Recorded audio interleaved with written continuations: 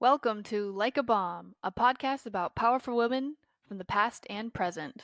Not fragile like a flower. Fragile like a bomb.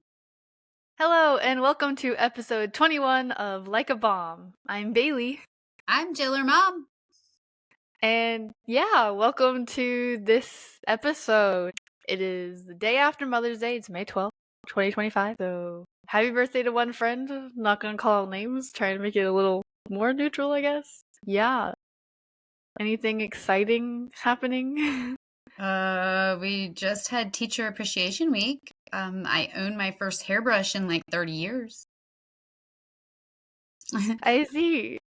Well, we went to local art market. It's not even a market. I don't even know what to call it. Yeah, because I don't want to say the name. And so there's a studio there that had made cute little combs with different resin, and so got one of those, another little sweet self-care goodies, which is important, especially when you're like me.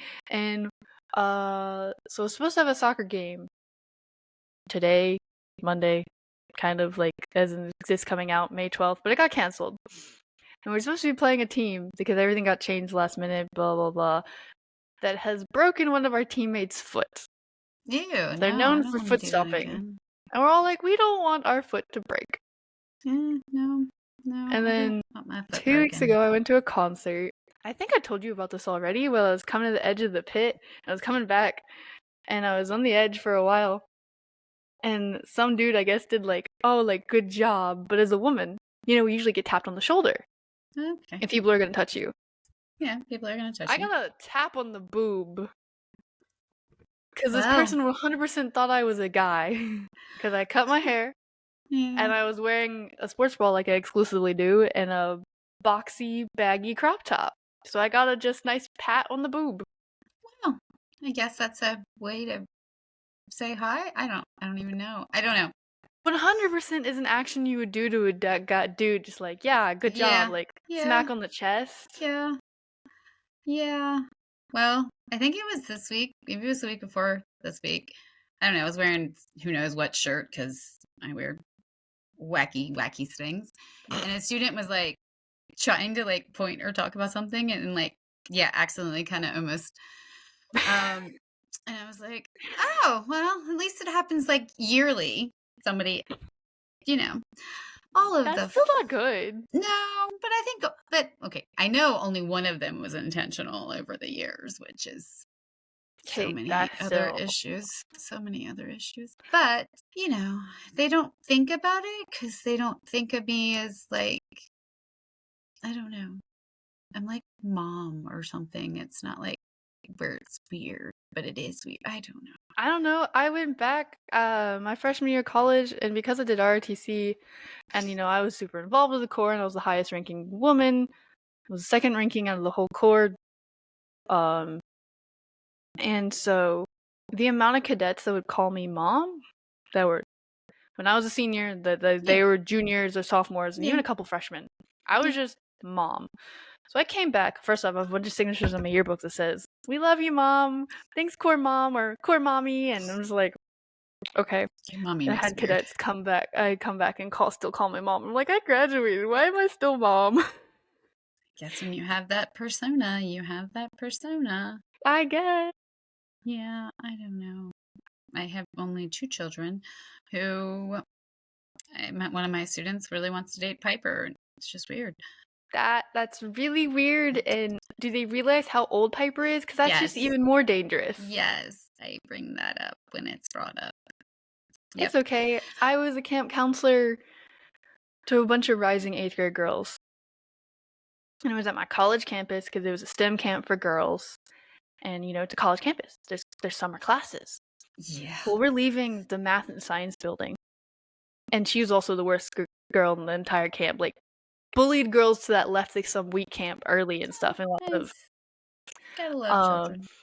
And so she's like, "Ooh, he's cute." I'm like, "You're 13 years old. You are 13." She's like, "Oh, he's cute." I'm like, "You are 13." Yeah. Constantly having to remind her age. Well, we took a field trip to a all-women's college a couple weeks ago, and I was worried that all of the 13 and 14-year-old boys would be like, ooh, because that's an all-girls school. They wear what they want whenever they want, and the style Yeah, is it's tight and college. short, and it's college, and they don't think there's going to be boys, teenage boys, much less, running Yes. around. And I will say my group was so well behaved with that. I Oh, was very good. proud of them. They complained about everything else under the sun because it was hot, but other than that, they were really well behaved and mannered. Did they go to the one that you wanted to go to? Yeah, they went to the one I applied to and got into. Oh, that's a Yep. pretty campus. Yeah. It was a nice field. It was a very neat field trip. I don't know Yeah. what we're doing about next year because hey, who knows? I don't even know who's going to work there next year. So, or what I'm doing next year, or if I'm not going to get some lucrative job. I don't know. Yeah. There'll be brain surgery hopefully at some point. So it's fine. Yes. Yes, there will. Speaking Whenever of, that happens, if I'm I'm gonna try and be home.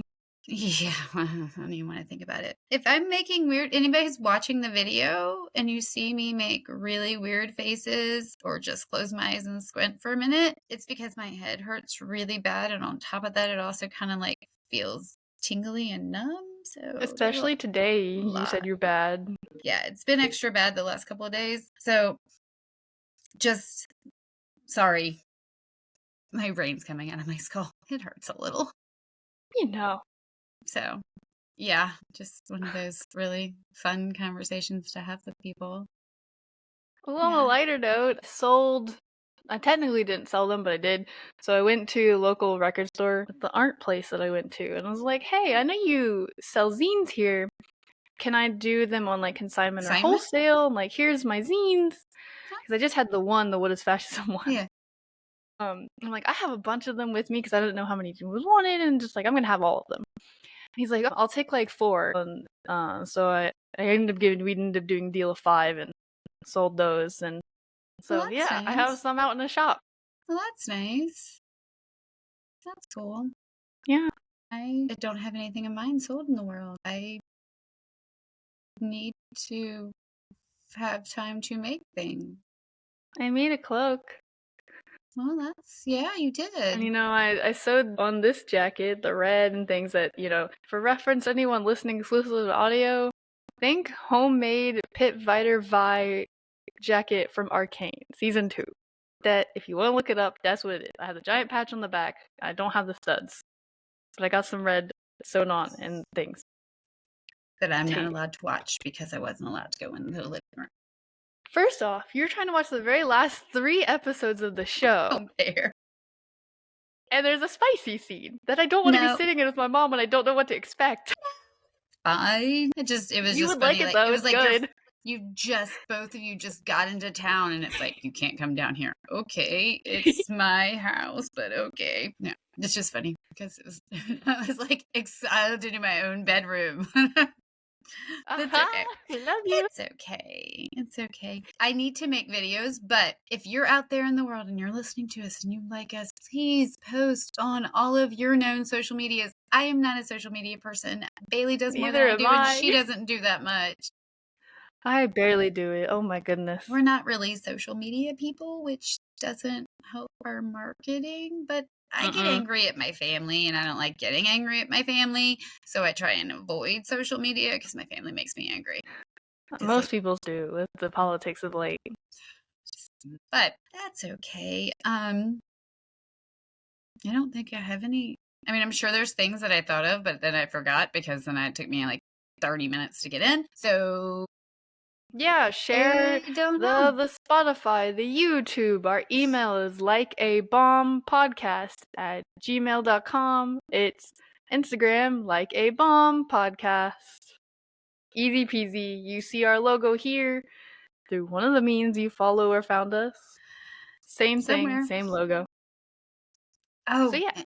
And I'm sorry, the echo cancellation would not stick because it doesn't like my computer today. Because then you can't do Technology was being very rude. So if you're ready, I think I'm ready. Yeah. Okay. I want to hear your story. Let's go. It's not a happy story. It's a sad story. Mine will be somewhat happy. Good. Mine that I haven't done the notes for the next one will be happier. That's good. Yes. So I don't read because I don't have time. I've read until a couple weeks ago, it had taken me over a year to read one book that was young adult, so bigger print on pages. But in the last couple weeks, I've read a couple books, and I'm not a dystopian person. I do not want to read Hunger Games. Follow me, everybody who reads It's Hunger so Games. good. More power to you. I grew up reading from a little tiny child, all crazy. We watched Watership Down the cartoon in first grade. We had, I Know What You Did Last Summer is our classroom sets in second, third grade. Monkey's Paw, second, third grade. Some weird, crazy stuff. I don't need it now. But as that being said, I like to read true things about horrible things that have happened. Yeah, I don't know. I feel like I give their soul some healing when their stories known by more, I guess. I don't know. I got some horror books if you want to read that are also YA. I got a couple. I went to the thrift store today and I got a couple. I actually only bought myself a shirt. I needed pants that fit me, but Pants I are did much get harder some to books. find. I did get some books. I don't know where I put them. Where did I find them? Anyhow, so I'm doing Women in the Holocaust. Oh, you got real dark. I did. Well, I got this book at the book fair. Book fair. That's what it's called. Okay. On my wish list, I put it down, and it was about a Polish man who actually got himself purposely put into Auschwitz to break out of Auschwitz. His goal was to liberate it. Yeah, I know some people did that. I came across that recently. It didn't quite work. He escaped, but anyhow. And then I've read over the last couple of years, because it takes me a year to read a book usually, true stories about different women who, in their experience through the Holocaust. And I was like, why don't I do that? Because and I'm not saying that women have a specifically different important story to tell versus the men and the children that went through it. I'm just saying this is a women's podcast and the women's experiences were different than men and children because women and men are different. If nothing else, we have different plumbing. But yes, we make babies, they can't. Yes. So there were some different experiences that women and I'll go through it and stuff, but I don't know. The Holocaust, I feel like just reading everybody's stories, I know I can't heal their souls and a lot of them are already gone, but having their story out there, I think helps them heal their soul. And each person who reads it, I think helps heal their soul a little bit more. So, okay. And if you don't know what the Holocaust was, we're going to define it. Yay. It was the systematic government-sponsored killing of 6 million Jewish men, women, and children, including millions of others by Nazi Germany and their allies during World War II between 1941 and 1945. Yes, the killings were done and murders were done before and after those times. However, this is the specific years in which it is considered. The 6 million Jewish men, women, and children was 2/3 of the Europe's population of Jewish people. That's a lot of people if you can't 2/3. Yeah, I didn't realize it was 2/3. Obviously, it's a lot because that's a lot. It's 6 million people. Yeah, but knowing it was 2/3 of the Jewish people in Europe, wow. And it doesn't help that U.S. turned people away. It was a lot of. There's a lot of things that went terribly wrong globally in World War II. Yes, on the fact that we got to World War II after World War I is its own thing. I mean, yeah, fascism was not unique to Nazi Germany. No. And basically it was the Holocaust was Nazi Germany's and Hitler's genocide of Jewish, and it wasn't just Jewish, it was people that it was all other undesirables. Yes, anybody that was not what's considered Aryan, which is basically European, white, blonde, blue-eyed. The stereotype that most everyone has heard if you know anything about the Holocaust. So in genocide, in case you didn't know what that was, by the way, these words were not even words until after this time of And history. also, the Holocaust is not the only genocide that humans have Nope. taken place That or done nope. to themselves. Nope. That's just one That's specific. the most well known No. globally, I would Yep. think. I think apartheid. I think there was certain things like South Africa. I think there's a couple other. I've already added to my list when I feel like going dark again. Well, There's a bunch. Needless to there's a say, humans lot. have been very cruel to ourselves. We are horrible. Yes, we're one of the only species that kill our own for just to kill. Chimpanzees do, as we've Yeah, discussed. yes. But other than that, we're really about it. But genocide is a deliberate and systematic destruction of a group of people based on their nationality, ethnicity, race, or religion with the goal of destroying all members from that group, like completely making extinction a thing for populations of people. So, Specific populations. yes, very specific. In the early part of World War II, and before it was technically war, because the war technically didn't start until they went into Austria. And he went into Austria. Actually, he went in there for the Spear of Destiny.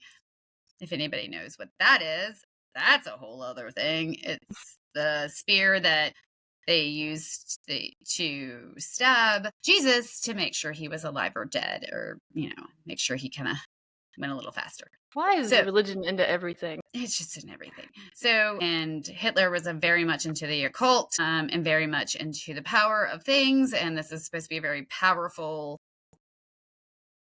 There's a lot of conspiracy myth and a lot of things like that. But supposedly, blah, blah, blah. It was in Austria. He went to go get it. That's like a main reason he went into Austria, actually.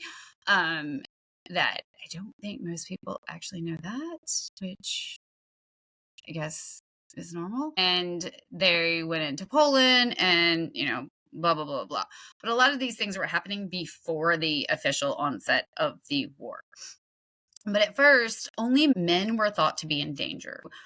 Germans were thought to be civilized and would not harm women and kids, kind of like the mob used to be considered civilized, where they would only go for the men, they wouldn't kill the families.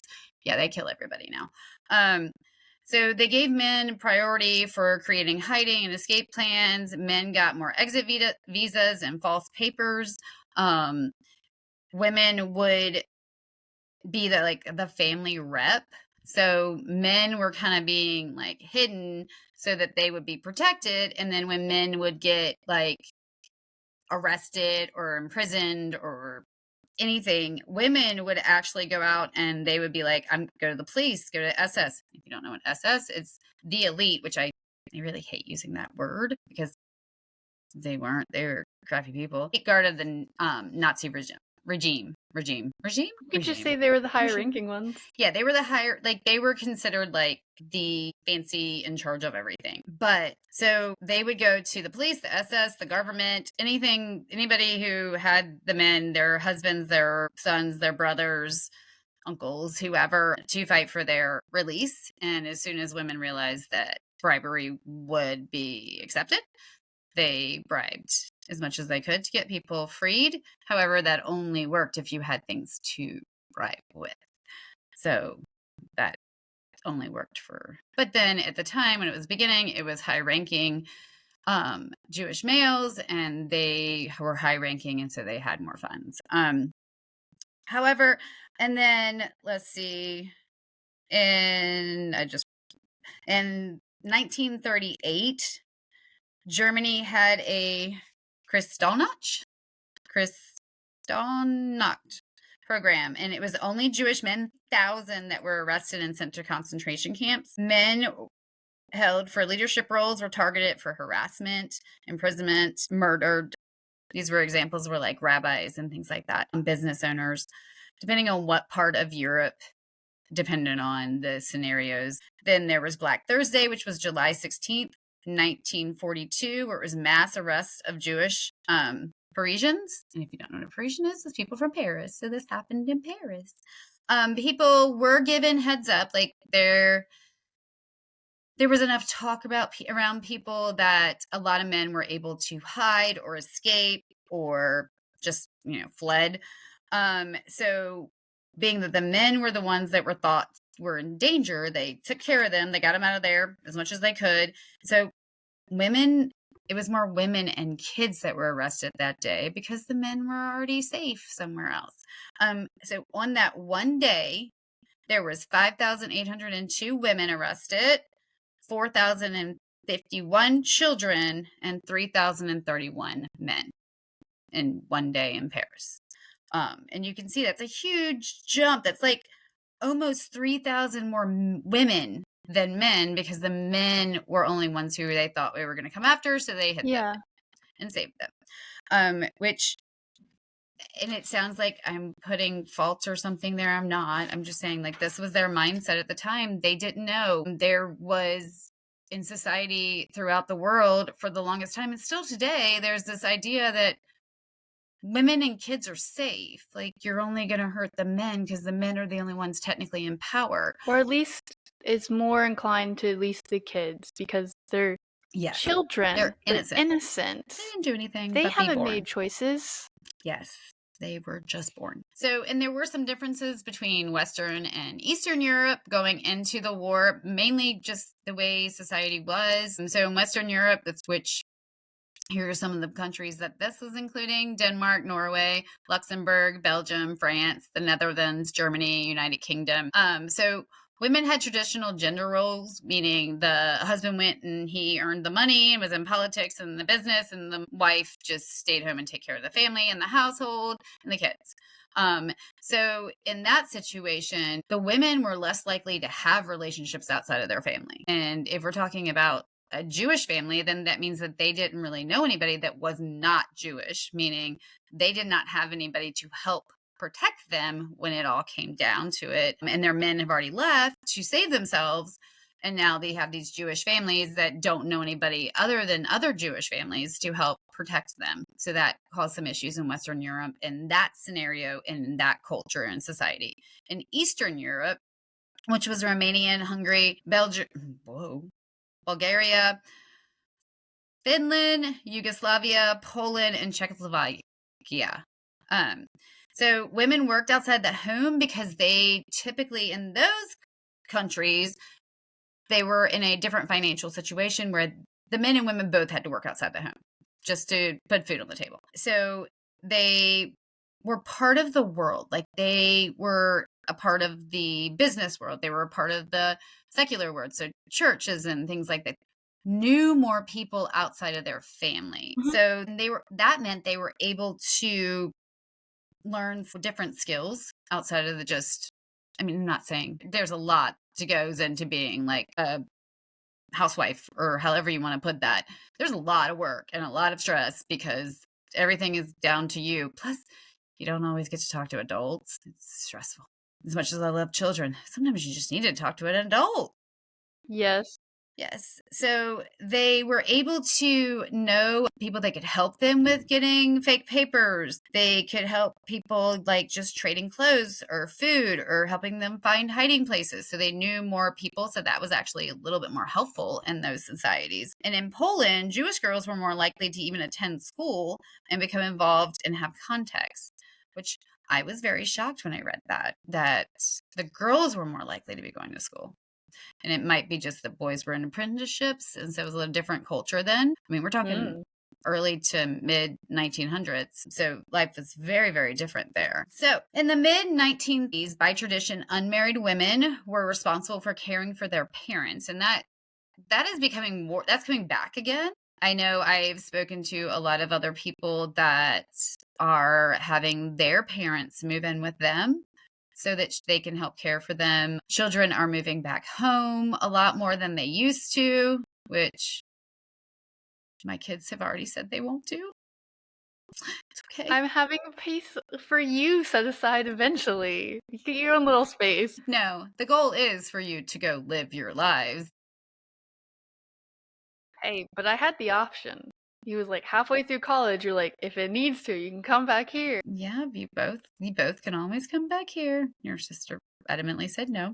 Such a sweet child. But so women would, especially if they were unmarried, they were responsible for taking care of their parents. And since that was tradition and these were their parents, they would refuse to leave them. So when it came down to it, when it was the final transports, because the final solution was put into action, which, by the way, the final solution, according to Nazi leadership, was the genocide of all Jewish men, women, and children.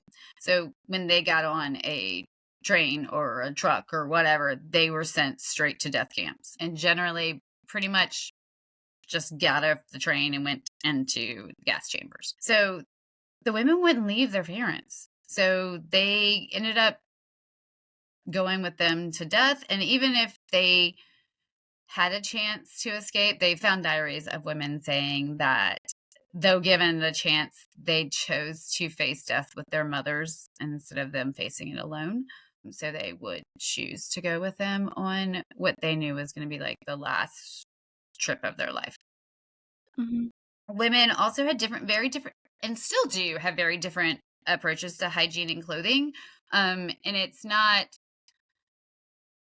so I'm going to try and make sure to understand this. So, like, it's not because you're girly. It's not that. There's just everybody's different.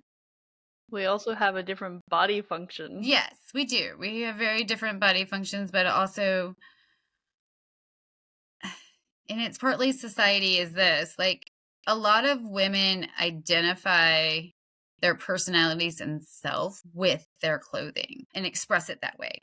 Men don't have a lot of options and they've gotten more options over the years, but it's not really that many options. Women have more options and are able to express themselves, their personal self, with their clothing and like their hair. So those things were very helpful actually going into it because they thought to keep clean. Even if it was like a freezing winter, they would find water to just try and clean themselves off, which if you actually sweat in the wintertime, it's harder for you to get warm after you have that layer of sweat. So it's helping protect them. It also helped keep them clean for illness, for disease, from lice, lots of that stuff. And then mending their clothes helped them actually make it more fitted. They were just thrown clothes, whether that clothes fit the person or not. And keeping it fit actually made it more functional, made you able to do the forced labor you were given. And it actually made it more protective for whatever the climate was at the time. Women, especially when they were put in, I know, Auschwitz and most concentration camps, and at the ghettos, they were able to generally dress with what little they were allowed to keep of their own. And the ghettos were more of just like a neighborhood that they were confined to versus the concentration camps, which this is not like concentration camps weren't only in Nazi Germany. They weren't only during World War II. We've had concentration camps. And if you don't believe me, look it up. It's just where there's a large number of political prisoners or persecuted minorities that are held typically with forced labor or to wait for mass executions. So We're doing it again. yes, but so women would have their head shaved, and I know as much as I would love to have my head shaved because it would give me one less thing to worry about. It is very personal, especially for women. Who, again, like I said, it's not that we're girly or we need our long hair, we need that. We can do so much more with our clothes and our hair that we can show who we are as people. Like, I really want rainbow Liberty spikes because that's who I am as a person. I don't think it will ever happen in my life because I am a public education teacher, but my students would love it. But I don't think my boss would really appreciate No, it. just do it like they did in wherever I went to elementary school for 5th grade. We did a fundraiser and we raised enough money that our principal dyed her hair pink. Yeah, I don't know. I mean, I think nobody would be shocked if I came in like that, especially if I had like a cat dress on or something, but which I do own. Yes.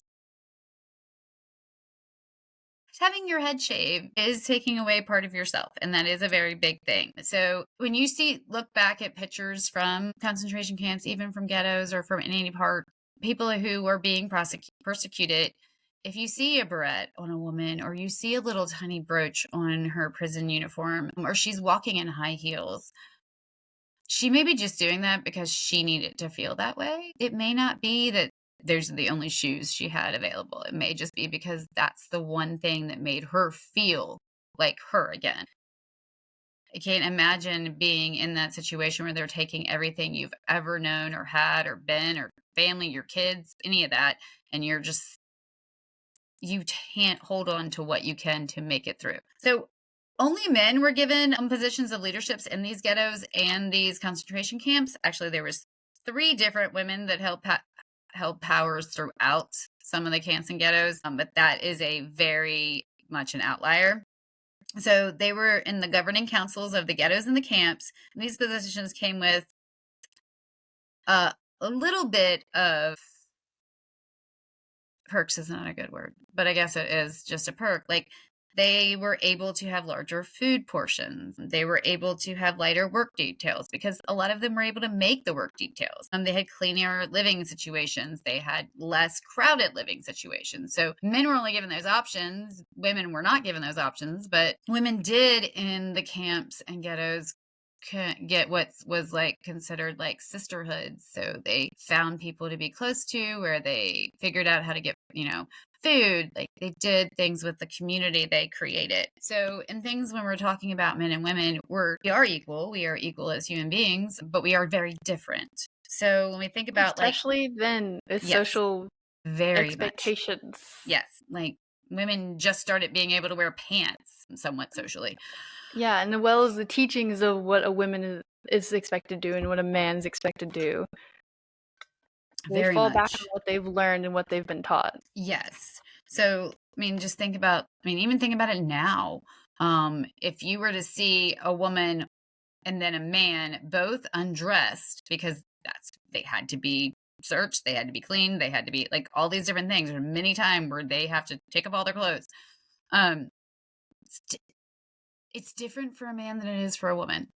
Um, I'm not saying that it should or should not be different. It just is.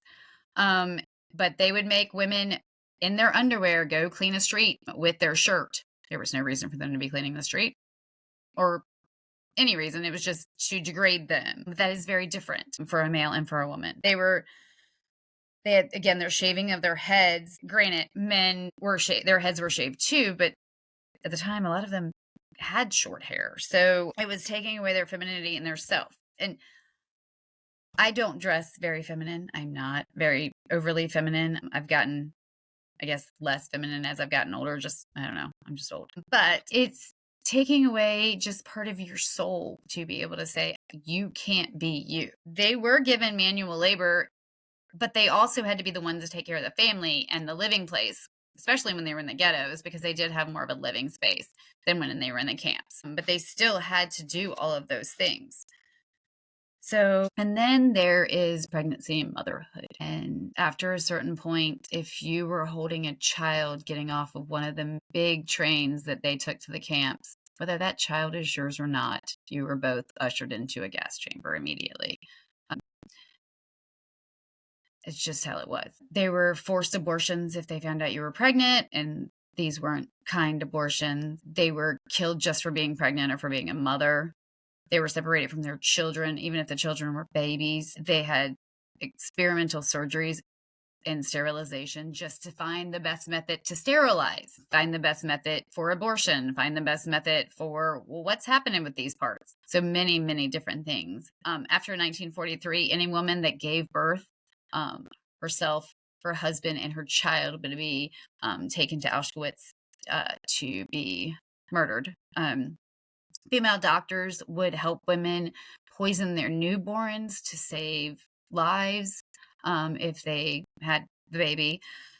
Of course, then we have to go into sexual assault, because some of these pregnancies were not from spouses or significant others or consenting. They were from guards, SS officers, fellow prisoners. And as much as we want to say that they were the only people who were doing bad things were the Nazis, there is a lot of documentation that when Russian troops liberated these camps or went and liberated areas, and they were even more brutal to some of these women, but it was considered unlawful for Nazis to do anything with Jews. And so they could be killed if they found out they assaulted a Jewish woman. So, especially if the woman became pregnant, then that officer would immediately have them killed so that their crimes wouldn't be found out. And then, of course, the medical experiments, they were forced into sex works in some of the camps, and they created brothels. Some women actually volunteered because they were promised freedom after 6 months, and they were given more food and protection from death. So there's that. I don't even know what else to say. There was a Ravensbrück was the largest women's concentration camp. It was actually it was a little smaller than the Auschwitz women's subcamp, but it was built in 1938 by 500 male prisoners that were brought to the camp to create it. And by May of 1939, 900 women were transferred there from other camps. By 1942, there was 10,000 women there. By 1945, there was 50,000 people. Most of them were women. This is just one camp. And then in this camp, there were 30 countries represented. I'm going to give you a few things. Poland was most represented with 36%, Soviet Union 21, Germany and Austria 18, Hungary 8, and France 6. And there's like a bunch of other countries that had people that were represented in this camp. So they did, which I will be honest, I was shocked when I read it. They only had female guards. I was like, well, that was progressive. Weirdly progressive. Huh. This was also the main training camp for female SS officers and guards. Hey, look, I'm almost finally done. Their housing they had 12 barracks for housing. There was 18 total barracks. Some of them were used for like penalty wards. Some of them were used for hospital wards, which, by the way, doctors would inject patients with all kinds of things just to see what happened. And this was in all camps. And then when they found out what worked, they would just start injecting people, just kill them. They lived in the housing barracks. They had 3-tiered wooden bunks, and each barrack had one washroom and one toilet for all the people. They had euthanasia programs at technically at every camp. This one, it was for weak, injured, physically and or intellectually disabled, and they were shot or sent to the gas chamber, which they would take buildings, and there was, depending on the camp, how the building was set up, but some of them, they would be like slits in the roof, and so they would get all the people into this building, and the officers would stand on the roof and drop these pellets down in there with gas masks on and kill them all. At first they would put them all in the chamber, and then they would have some of the other prisoners like take all their clothes and their belongings, and then they would sort it into warehouses. And then they realized, oh, well, that's a lot of work on dead bodies. Let's just make them take all their belongings off before they go in. So you can look up pictures of warehouses where all the shoes are in one pile, all of the jackets are in another. But everybody experienced it differently. Every person experiences everything differently. But women do have different experiences because they are different than males. And that's just normal cultural societal. I mean, it doesn't matter.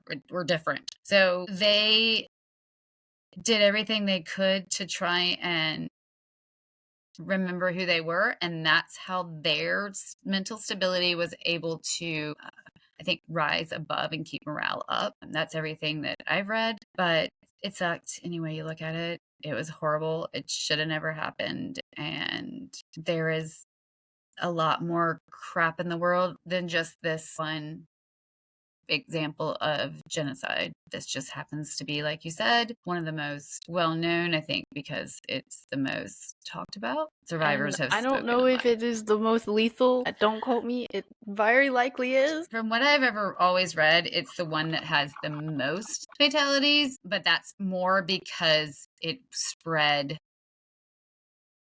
further. It was more further reaching than other genocides.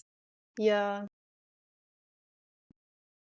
Okay, well, I tried to look up most lethal genocide, and Google's actually not even giving me an answer, so I guess that's good. If people don't look at it. I don't even know what to say about that, Google. I feel like you should know that. Okay, Google AI sucks. Make it on a lighter note. Google AI, not a I was gonna fan. say, Google AI didn't even tell you anything. They always give me some kind of answer, even if I don't want to know it. I know, and then it's been wrong. How I always Okay, check well, my very sources. dark. Well, No warnings other than very dark. yeah, I was like, as soon as I said Holocaust, I feel like I didn't need to say any warnings. I suppose, yes.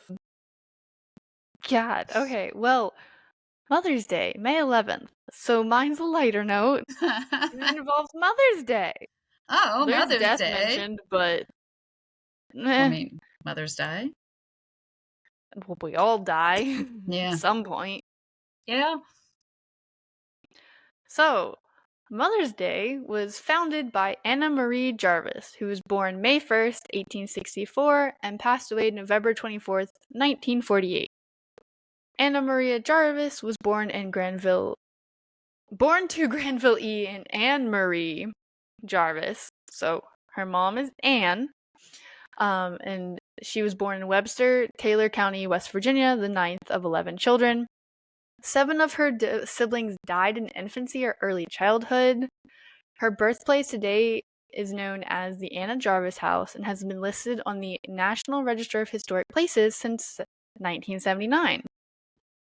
The family moved to Grafton, West Virginia later in her childhood.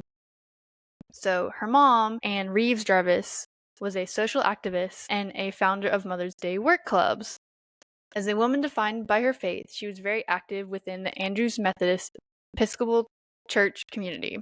It was during one of her Sunday school sessions in 1876 that her daughter, Anna Jarvis, allegedly found her inspiration for Mother's Day, as Anne closed her lesson with a prayer stating, "I hope and pray that someone, sometime, will found a memorial Mother's Day commemorating her for the matchless service she renders to humanity in every field of life.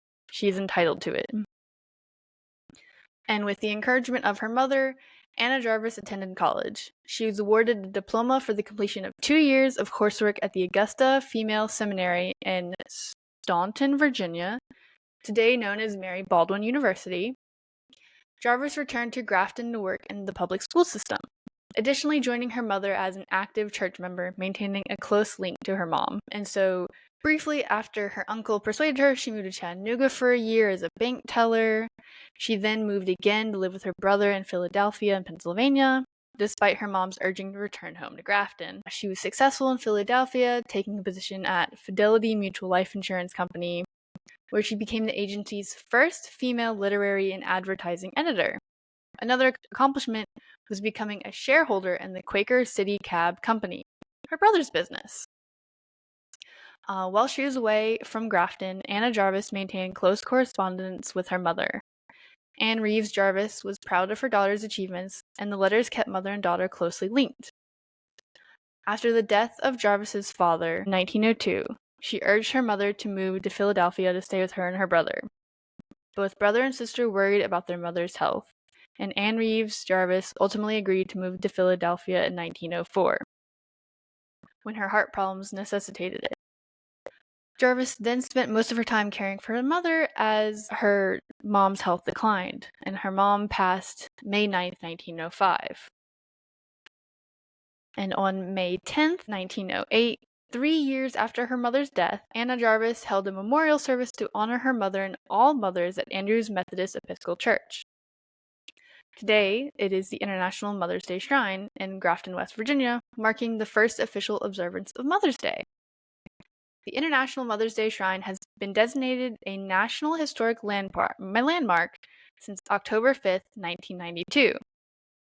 Although Jarvis did not attend this service, she sent a telegram describing the significance of the day, and 500 white carnations to all attended the service.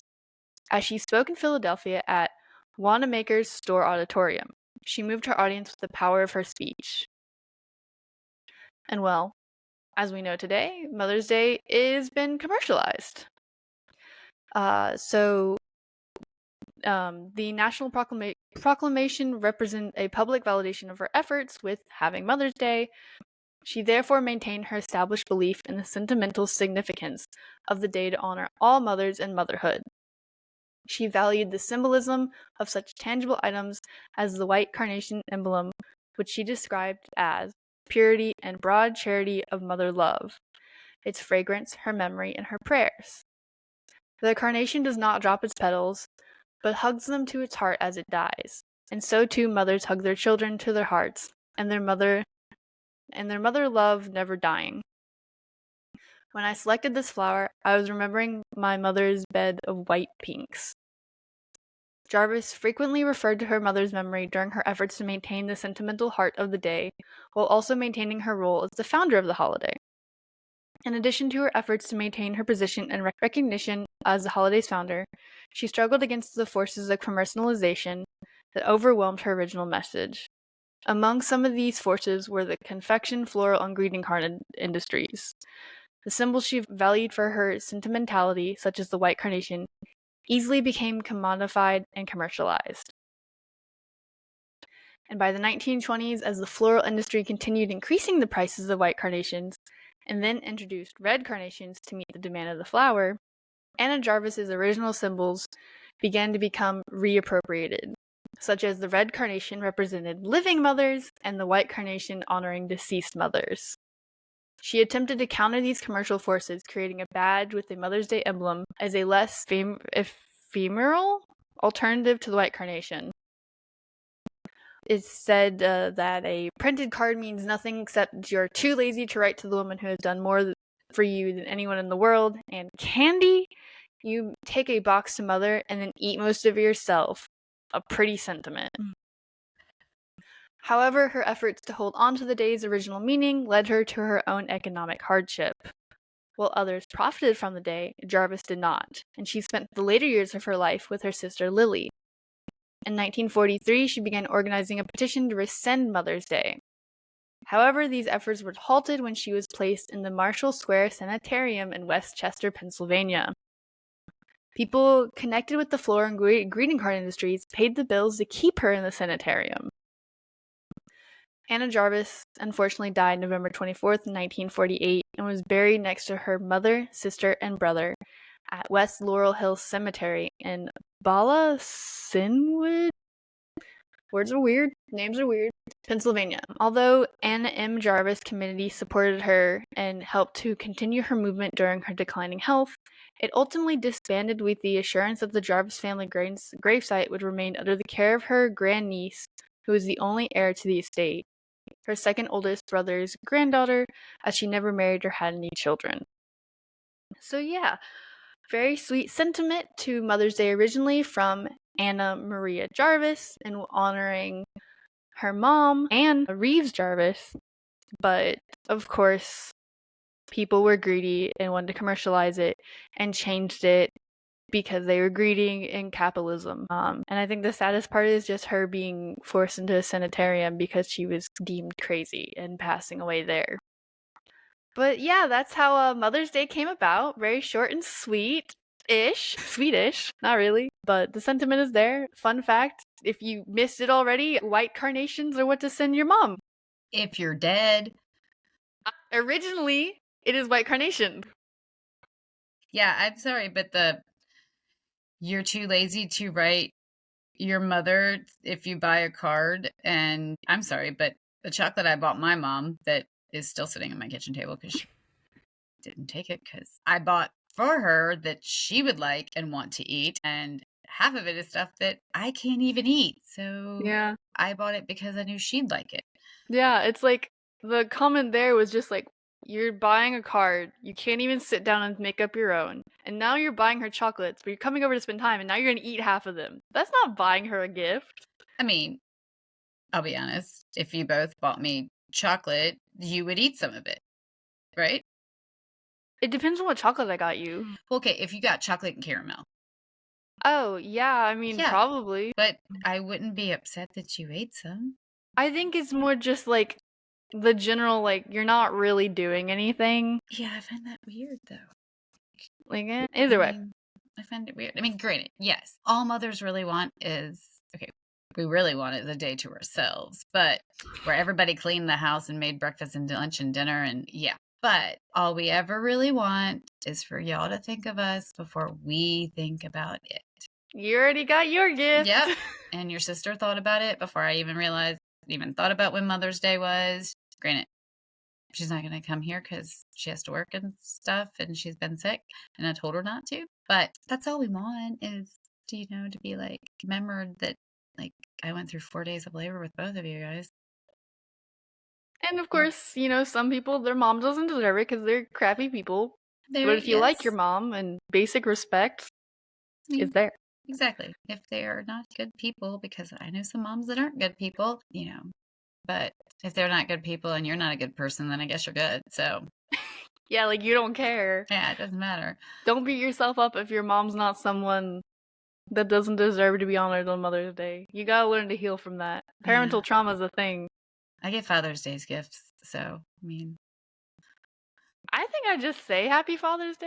I don't yeah, think I do a gift. I don't think y'all have done gifts for a couple of years, but y'all have given me gifts before. Like the hat I wore.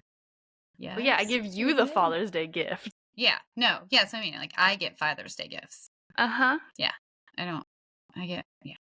Didn't Piper get you a number one dad one? Yeah. I have something, and then she gave me. I don't know if it was Mother's Day. She may have given it to me for Mother's Day. It was a mug set where one of them said like best mom and the other one said like best dad, and she like gave me the whole set. I think I was home for that Maybe I don't. because I don't that remember. had to have been while I was in college because Yeah, I it's been a remember being while. home and like helping grab that. Yeah, it's been a while since that one. Yeah, that's Mm-hmm. been a while. But yeah, and Father's Day is a month away. If you Yeah. have decent fathers, Well, I helped buy things for my in-laws, for my mother and father-in-law, for them. Help pick well, those out. that's nice. That's nice. Yeah. We already got those ready. Well, I gave Grammy candy that she's apparently not going to eat, so I can't eat most of it. It might I'll just sit there. text Grammy. Yeah, well, I think she's supposed to be coming. I don't know what she's doing I with her also life. forgot to text most everyone for Easter. I Like, didn't happy. text. I didn't text really anybody for Easter. I think I texted Judy and Dave and they didn't respond. Mm. But whatever. It's fine. It's fine. Got anything else?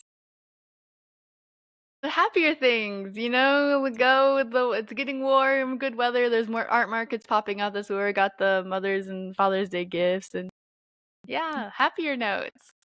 Go create art, listen to music. And go do something extraordinary.